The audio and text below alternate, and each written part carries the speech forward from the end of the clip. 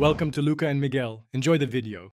In this video, I will explain how to play EFootball on keyboard. First, let's get familiar with the fundamental controls. Most players use the WASD keys or arrow keys for movement, giving you precise control over your players.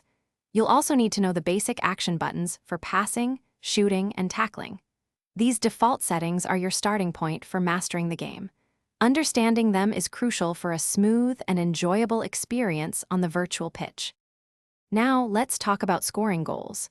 To build up play, use short passes for quick exchanges and long passes to switch the field. When you're in a good position, unleash powerful shots or try a finesse shot for accuracy. Don't forget the through ball.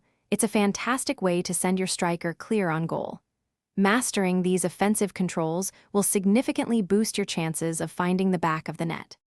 Defense is just as important as offense. To regain possession, master the art of tackling and pressing your opponents. Quickly switching between players is key to covering passing lanes and marking dangerous attackers. When under intense pressure, don't hesitate to use the clear ball option to send it safely away from your goal. A strong defense is the foundation of any successful EFootball team. Ready to take your game to the next level? Explore advanced skill moves and dribbling techniques to outsmart defenders. Consider customizing your key bindings to create a setup that feels most natural and efficient for your playstyle.